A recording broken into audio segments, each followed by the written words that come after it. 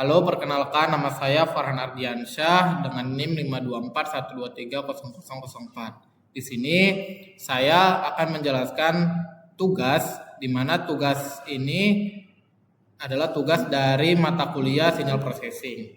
Itu dari modul 1 bab 1, yaitu buatlah contoh perintah di bawah jendela perintah, command window, jendela ruang kerja workspace, jendela history, command history, dan input dan output dengan nilai berdasarkan NIM di setiap command. Dimana kita lihat di sini ini adalah command window. Command window sendiri ini artinya adalah tempat kita mengetik perintah atau mengirim arahan kepada MATLAB-nya. Lalu di bagian ini ada workspace. Workspace adalah tempat penyimpanan variabel yang sudah kita buat. Jadi yang sudah kita kerjakan nanti akan masuk ke dalam workspace. Lalu di sini ada command history. Command history ini adalah menyimpan semua perintah yang sudah kita jalankan. Jadi kalau misalnya yang di workspace ini adalah tempat di mana kita mengerjakannya, command history ini adalah hasilnya. Nah, kita akan mengerjakan soalnya, yaitu di mana diminta dengan nilai berdasarkan NIM di setiap command, di mana saya sudah mengerjakannya sebelum itu dan saya tinggal mengcopy pastenya saja. Nah, di sini terlihat bahwa NIM saya itu adalah 52412300004, di mana variabel A sama dengan 52, variabel B sama dengan 41, variabel C 23, D 0 dan E-nya 4. Dan setelah itu dijumlah A tambah B tambah C tambah D tambah E, itu adalah jumlahnya. Kalau rata-ratanya itu jumlahnya yang tadi kita bagi 5. Di perkalian jumlah A dikali E, pengurangan itu B dikurang C, pembagian A dibagi E. Kita kerjakan. Terlihat di sini bahwa bagian jumlah itu bahwa ketika kita jumlahkan A sampai E, maka hasilnya adalah 120. Lalu rata-ratanya ketika 120 itu dibagi 5, maka hasilnya adalah 24. Lalu di perkalian itu A dikali E. Maka saat 52 dikali 4 hasilnya adalah 208. Lalu untuk pengurangan sendiri B dikurang C yaitu 41 dikurang 23 hasilnya 18. Lalu pembagian tadi A dibagi E, di mana A52 dibagi 4 sama dengan 13. Itu untuk tugas bab 1 dari mata kuliah sinyal processing ini.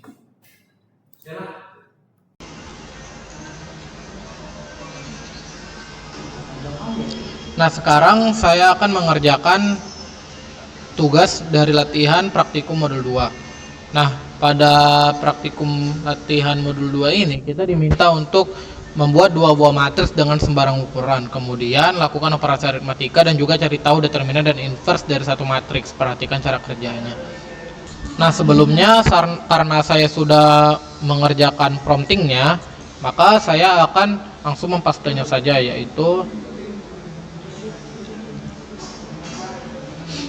nah, di sini saya mempunyai 2 buah matriks ukuran 2 buah matriks ukuran 2x2, yaitu matriks A sama dengan 2, 3, 4, 5 dan matriks B sama dengan 1, 2, 3, 4. Dan pada ini kita mengerjakan display untuk memunculkannya. Lalu kemudian pada operasi aritmatikanya kita menggunakan 3 operasi, yaitu penyembelahan, pengurangan, dan perkalian, di mana penyembelahan pada matriks 2x2 yaitu sama dengan 2 ditambah 1, 3 ditambah 2, 4 ditambah 3, dan 5 ditambah 4. Begitu juga pada pengurangannya, yaitu 2 dikurang 1, 3 dikurang 2, 4 dikurang 3, dan 5 dikurang 4. Nah, pada perkalian matriks tersebut, pada perkalian matriks A dikali matriks B, kita mengalikan hasil dari matriks A dikali dengan hasil matriks B tadi. Lalu pada determinannya ini akan memunculkan jika hasilnya sama dengan 0, maka maka dia tidak bisa di-inverse. Tapi jika dia tidak sama dengan 0, maka dia memiliki inverse. Langsung kita munculkan. Nah, terlihat di sini bahwa dari hasil matriks A-nya itu sama dengan 2, 3, 4, 5 dan matriks B-nya sama dengan 1, 2, 3, 4. Lalu pada operasi pertambahan dia 2 ditambah 1 sama dengan 3, 3 ditambah 2 sama dengan 5, 4 ditambah 3 sama dengan 7, dan 5 ditambah 4 sama dengan 9. Begitu juga seperti yang saya bilang tadi seperti pengurangannya, yaitu 2 dikurang 1 sama dengan 1, 3 dikurang 2 sama dengan 1, 4 dikurang 3 sama dengan 1, dan 5 dikurang 4 sama dengan 1. Nah, selanjutnya pada perkalian matriks 2 kali 2 ini, yaitu pada perkalian matriksnya itu kita bisa dibilang mengisyaratkan seperti 2 ini sama dengan A, 3 ini sama dengan B, 4 ini sama dengan C, dan 5 ini sama dengan D. Lalu pada matriks B ini yang ini sama dengan E, ini F, ini G, ini H. Nah, pada rumusnya itu, pada rumus perkalian matriks 2 kali 2, yaitu A dikali E baru ditambah dengan B dikali G, dan setelah itu C dikali E ditambah D dikali G, dan kemudian A dikali F ditambah B dikali H, lalu C dikali F sama ditambah D kali H. Nah, begitu untuk hasilnya. Jadi saat kita lakukan pengoperasian, 1 sama dengan 2, dan 3 dikali 3 sama dengan 9, maka 2 ditambah 9 sama dengan 11.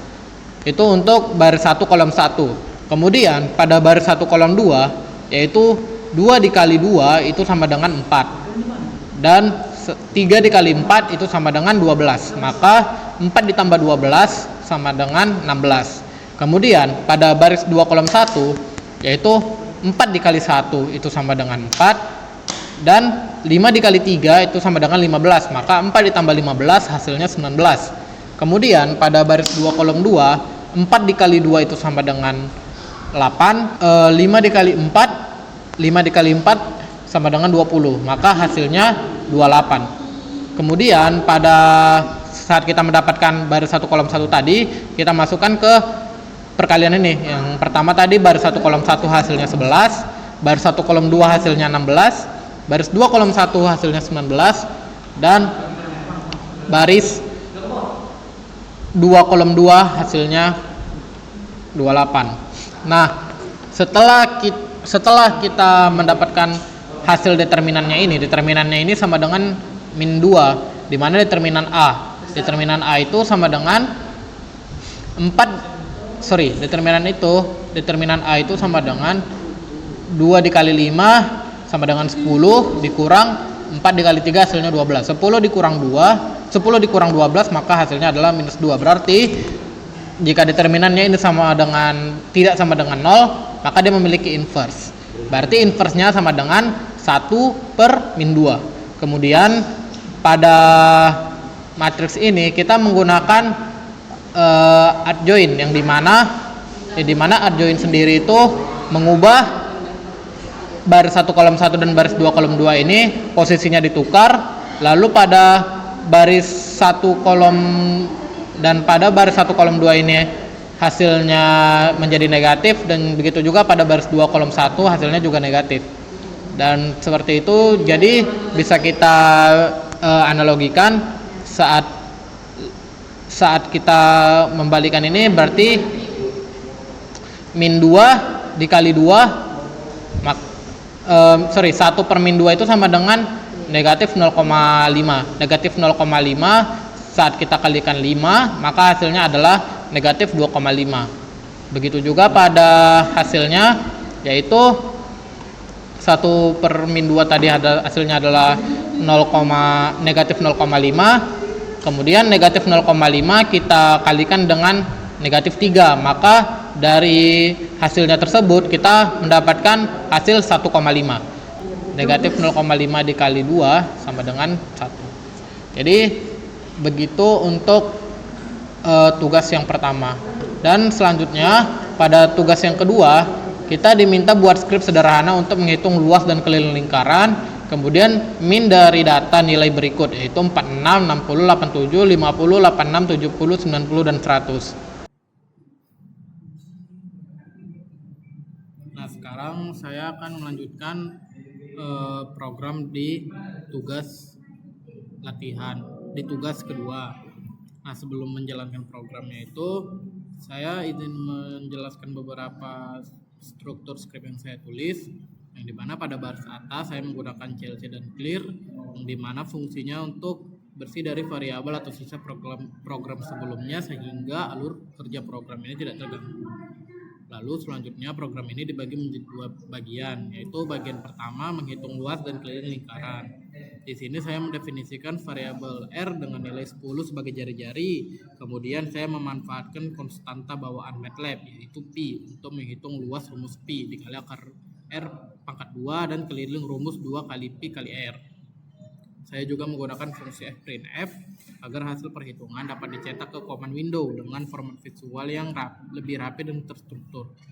Kemudian untuk nilai B, kemudian untuk bagian B, menghitung min atau rata-rata dari data nilai. Langkah pertama yang saya lakukan adalah mendeklarasikan data tersebut ke dalam array 1 dimensi atau vektor dan menyimpannya di dalam variabel data nilai. Keunggulan menggunakan MATLAB di sini adalah kita tidak perlu membuat perulangan atau looping manual untuk menghitung total dan membaginya. Saya cukup memanggil fungsi bawaan min dan MATLAB akan secara otomatis mengkalkulasi rata-rata dari seluruh elemen di dalam vektor tersebut. Lalu pada bagian ketiga, saya simulasi, saya run. Seperti yang bisa dilihat pada command window di bawah, program berjalan dengan baik tanpa ada error. Pada bagian A dengan jari-jari lingkaran 10 didapatkan hasil luas lingkaran sebesar 314,16 dan keliling lingkaran sebesar 62,83. Sedangkan pada bagian B dari vektor data nilai yang diinputkan, fungsi min berhasil mengkalkulasi dan menampilkan nilai rata-ratanya yaitu sebesar 73,62. Demikianlah penjelasan dan simulasi script MATLAB untuk latihan nomor 2. Di sini sekarang saya akan menjelaskan membuat prompting dari MATLAB. Yang pertama itu ada tugas hasil perhitungan, yaitu tugas A-nya merupakan 12 dibagi 3,5, B ini, C yang ini, D, dan tugas 2 itu operasi variabel, dan juga tugas 3 itu validasi nama variabel, tugas 4 mendefinisikan vektor dan matriks, lalu tugas kelima menggabungkan matriks. Kita run. Ini hasil 12 dibagi 3,5 kita mendapatkan hasil desimal sebesar 3,4286. Pada poin B, operasi dalam kurun dieksekusi terlebih dahulu sehingga hasil dari 3 tambah 5 per 4 pangkat 2 menghasilkan nilai 18,0625.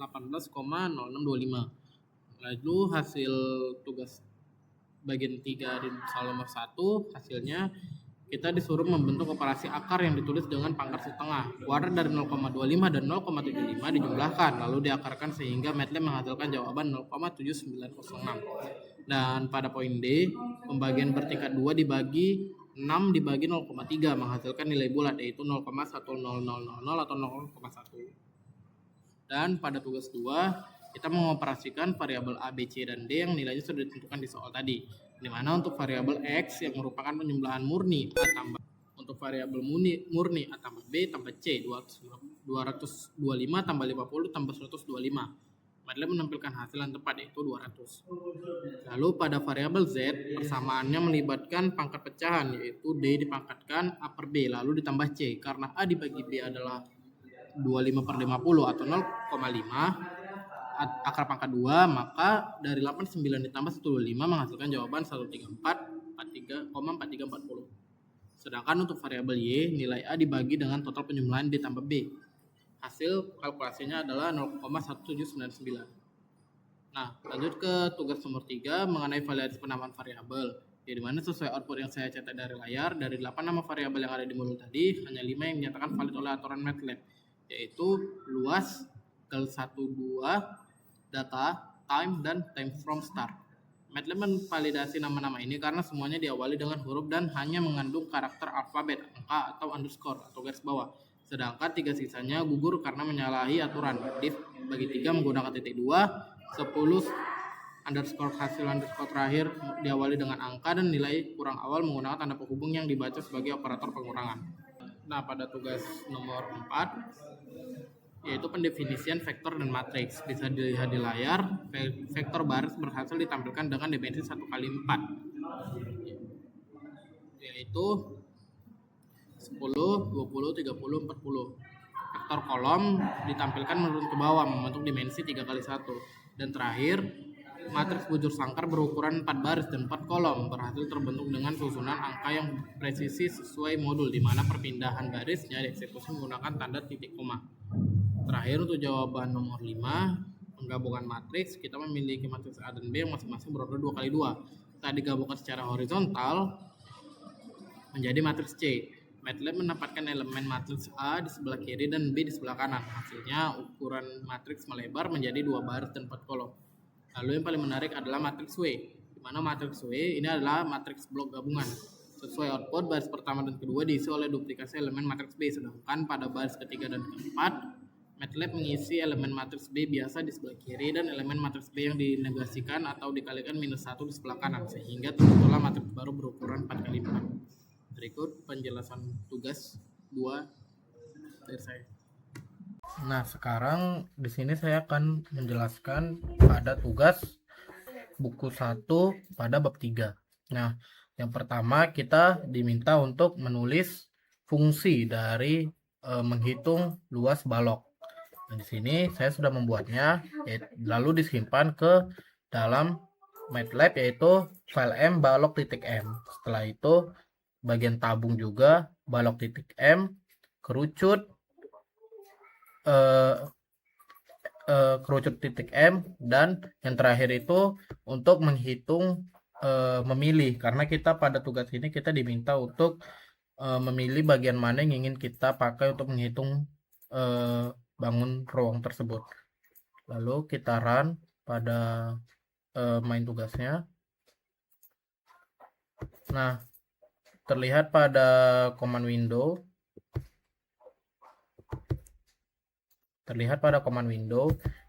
persis seperti pada tugas yang disuruh, kita untuk disuruh memilih bagian mana yang ingin kita hitung.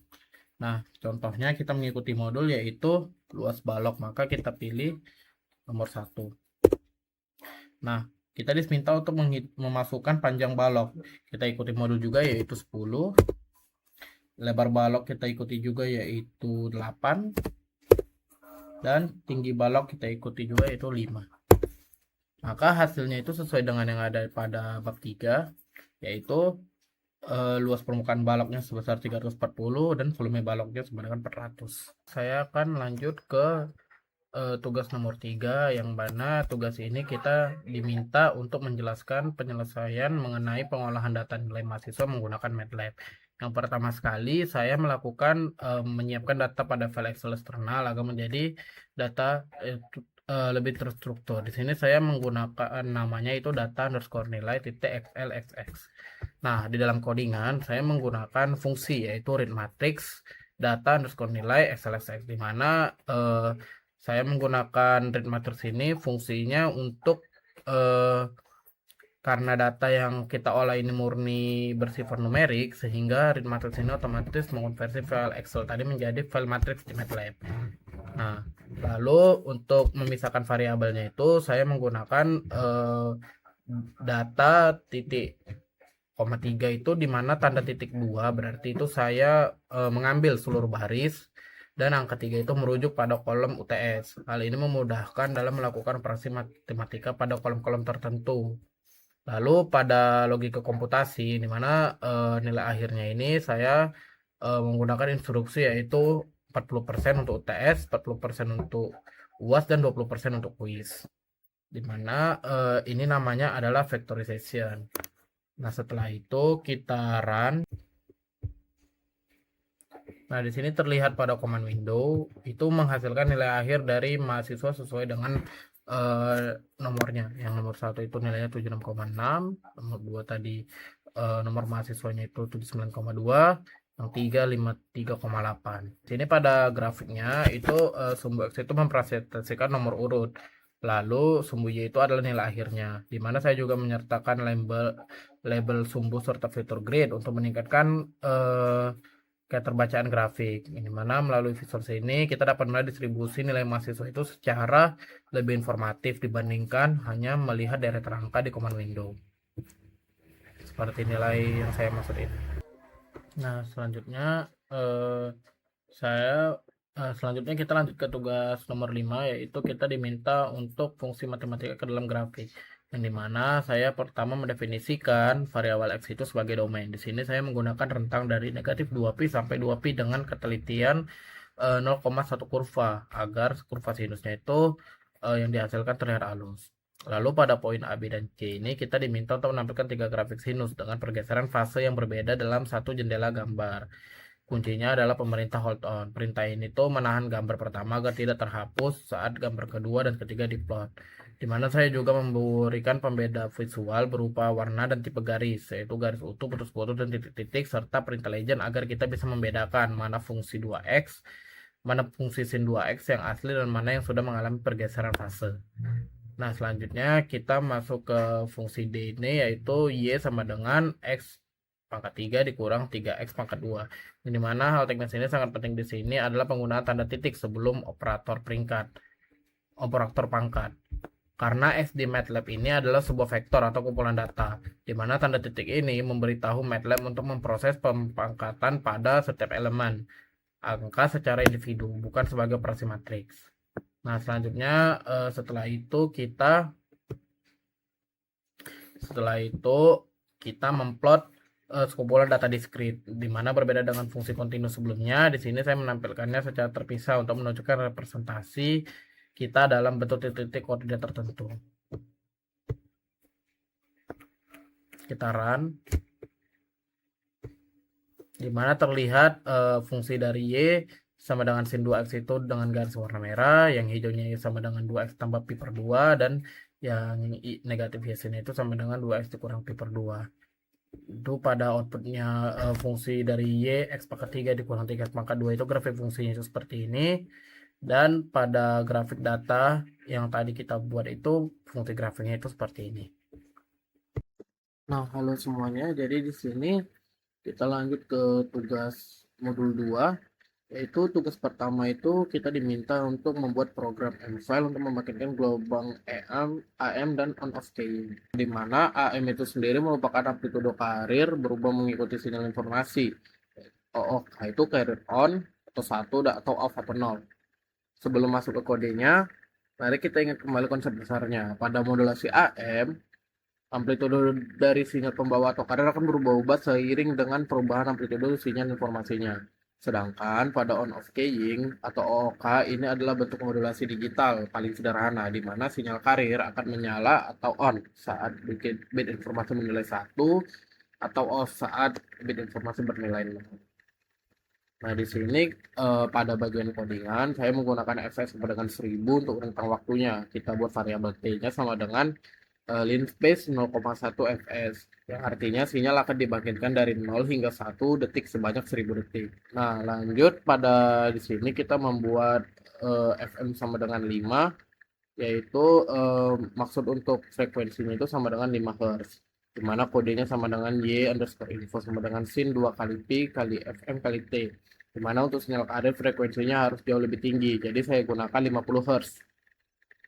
Fc sama dengan 50, kodenya adalah y_carrier sama dengan sin 2 kali pi 2 kali fc kali t. Lalu pada bagian modulasi AM, untuk membangkitkan gelombang AM-nya itu kita tentukan indeks modulasinya terlebih dahulu. Di sini saya menggunakan M sama dengan 0,5. Persamaan matematika untuk gelombang AM kita terjemahkan ke dalam bentuk y_prime sama dengan 1 tambah M kali y_info kali karir, y karir. Tanda titik sebelum bintang ini sangat penting di MATLAB untuk memastikan perkalian matriks dilakukan elemen per elemen. Nah, pada bagian modulasi OOK,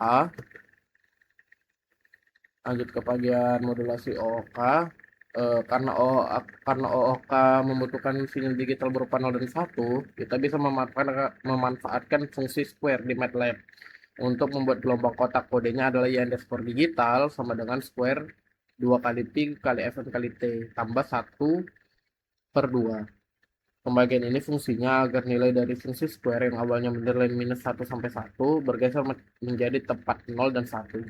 Setelah itu, kita kalikan dengan karir kali Y underscore OK sama dengan Y underscore digital kali Y karir. Nah, kita run aja. Nah, setelah kita run, kita lanjut kepada bagian AM. Pada bagian AM,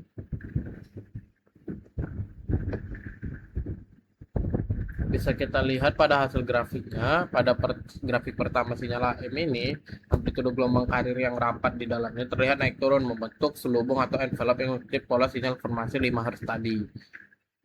Pada grafik kedua, terlihat sangat jelas karakteristik digitalnya. Saat sinyal informasi bernilai logika 1, gelombang karir 50 Hz muncul, dan saat logika 0, amplitudenya benar-benar datar atau 0. Hal ini membuktikan bahwa program M-File yang kita buat telah berhasil dan mempresentasikan teori pemodulasian AM dan OOK. Nah, lanjut ke tugas nomor 2. Pada tugas nomor 2 ini, kita memodifikasi sintesis sinyal jamak dari kumpulan sinyal sinus. Kita akan melihat sinyal baru apa yang terbuat dari modifikasi parameter amplitudo dan frekuensi sebelumnya. Berdasarkan modul bagian 4A, kita mensintesis gelombang kotak menggunakan amplitudo yang dibagi bilangan ganjil dan frekuensi kelipatan ganjil. Nah, untuk tugas ini modifikasinya adalah kita menggunakan semua urutan bilangan dari 1 sampai 20. Amplitudonya mengecil secara berurutan, yaitu 1/2, 1/3, hingga 1/20. Sementara frekuensinya naik menjadi kelipatan 2F, 3F, hingga 20F. Nah, pada kodenya kita menggunakan F sama dengan 1000 dan frekuensi dasar sama dengan 4. Saya membuat sumbu waktu T juga. Kemudian saya menyiapkan matriks zeros. Matriks kosong Y menggunakan pita zeros untuk menampung hasil penjumlahan sinyal. Agar kodenya efisien dan tidak perlu mengetik manual sebanyak 20 garis, saya menggunakan looping atau perulangan for n sama dengan 1 dibagi 20. Di dalam loop ini, rumus utamanya dieksekusi Y sama dengan Y tambah 1, 1 per N dikali sin 2 kali P kali N kali F kali T. Rumus ini secara otomatis akan menjumlahkan sinyal sinus ke 1 hingga ke 20 sesuai dengan modifikasi tugas yang diminta. Kita run aja tugasnya. Nah, kita bisa lihat pada grafik figur yang muncul, gelombang dihasilkan bentuknya menyerupai gigi gergaji. Jadi, untuk menjawab pertanyaan pada modul sinyal apakah yang muncul, jawabannya adalah sinyal gigi gergaji atau Samwood wave. Dari percobaan ini tuh kita bisa menyimpulkan bahwa sebuah sinyal gigi gergaji secara matematis dapat dibentuk dari penyebelahan tak terhingga sinyal sinus yang frekuensinya merupakan kelipatan bilangan bulat berurutan dan amplitudonya berbanding terbalik dengan frekuensinya. Semakin banyak sinyal sinus yang kita jumlahkan dalam hal ini kita memakai 20 sinyal, maka bentuk ujung gelombangnya akan semakin tajam menyerupai gigi gergaji sungguhan. Lanjut dari tugas sebelumnya, sekarang kita masuk ke tugas nomor 3. Jika pada tugas nomor 2 tadi kita menggunakan seluruh urutan bilangan bulat dari 1 sampai 20, pada tugas ini kita diminta untuk merubah parameter sinyal dan amplitudonya menggunakan kelipatan genap saja. Secara matematis kita akan menjumlahkan sinyal-sinyal sinus dengan frekuensi genap itu 2F, 4F, dan 6F hingga frekuensi 40 kalinya. Sesuai dengan frekuensinya, amplitudenya juga akan berbanding terbalik dengan nilai genap tersebut, yaitu mulai dari 1/2, 1/4, 1/6, hingga 1/40. Nah, pada kodenya bagian di MATLAB ini programnya itu sangat mirip dengan nomor 2 tadi. Bedanya ada pada logika loopingnya. Di sini saya menuliskan N sama dengan 2/2/40. Di mana angka 2 di tengah itu berfungsi sebagai step atau langkah yang artinya MATLAB akan melakukan iterasi secara genap dengan melompat 2 angka dari mulai 2 baris hingga 2 batas akhirnya yaitu 40. Mari kita run.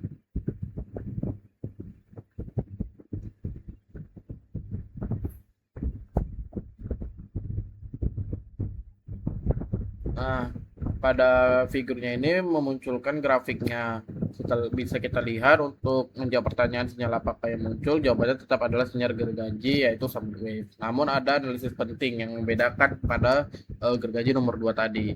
Karena kita mengekstrak nilai mutlak dari komponen harmonisa gelap, pada kecepatan gelombangnya itu sendiri, frekuensi dasar atau fundamental frekuensi dari gelombang ini dimulai dari 2F bukan F. Akibatnya sinyal gigi gergaji yang terbentuk memiliki frekuensi 2 kali lipat lebih cepat dibandingkan dengan hasil pada tugas nomor 2 dan memiliki amplitudo maksimal yang lebih kecil karena kita menghilangkan komponen pembagi ganjil terbesarnya yaitu 1. Nah, sekarang kita lanjut ke tugas pada modul 2 praktikum tugas 2-nya, yaitu pengolahan sinyal digital tentang efek sampling pada sebuah sinyal analog. Pada di MATLAB ini saya sudah menyiapkan skripnya. Sinyal informasi yang kita gunakan memiliki frekuensi 1 Hz agar lebih efisien dan mudah dibandingkan. Saya memasukkan semua nilai frekuensi sampling yang diinstruksikan modul, yaitu 150, 25, 10, dan 5 dan 3 Hz ke dalam sebuah array.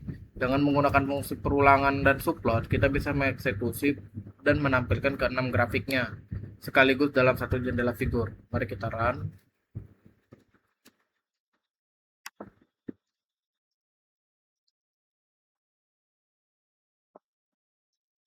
Nah, terlihat di sini sudah muncul berisi 6 grafik. Yang pertama, kita lihat dulu ke bagian paling kiri, yaitu yang 100 Hz. Bisa kita lihat hasilnya pada grafik pojok kiri atas dengan frekuensi tertinggi, yaitu 100 Hz. Karena kecepatan pengambilan sampelnya sangat tinggi, undakan anak tangganya sangat rapat dan mulus, mempresentasikan sinyal sinus aslinya dengan sangat baik. Namun perhatikan penurunannya saat fs diturunkan secara bertahap ke 50, 25, 10 hingga 5. Jumlah titik sampelnya yang diambil per detiknya semakin sedikit sehingga undakan tangganya menjadi semakin lebar dan bentuk gelombangnya semakin kasar. Nah, pada bagian 3 Hz di pojok kanan bawah itu grafiknya menjadi sangat kotor dan kaku, namun kita masih bisa melihat pola satu bukit positif dan satu lembah negatif yang menandakan bahwa ini adalah sinyal 1 Hz. Gelombang ini tidak mengalami aliasing karena nilai frekuensi 3 Hz-nya masih lebih besar dari 2 kali lipat frekuensi sinyalnya, yaitu 1 Hz, sehingga syarat Nyquist-nya itu masih terpenuhi dengan batas yang tipis. Yang dimana kesimpulannya semakin tinggi frekuensi samplingnya, bentuk sinyal digital akan semakin akurat. Penurunan frekuensi sampling akan membuat resolusi sinyal memburuk, namun selama syarat Nyquist terpenuhi, informasi frekuensi dasarnya tidak akan hilang. Nah, kita lanjut pada aliasing. Jika sebelumnya frekuensi samplingnya kita ubah, dimana kali ini frekuensi samplingnya akan dikunci dan frekuensi sinyal informasinya yang akan kita naikkan. Pada kode MATLAB ini saya menetapkan frekuensi sampling atau fs secara konstan di angka 20 Hz. Kemudian saya membuat array untuk frekuensi sinyal informasi yang berisi 1, 2, 5, 10, 15, dan 18 Hz. Dengan menggunakan fungsi perulangan for dan subplot, program ini akan langsung mengeksekusi ke 6 kondisi tersebut dan menampilkan dalam satu figur sekaligus. Kita run aja.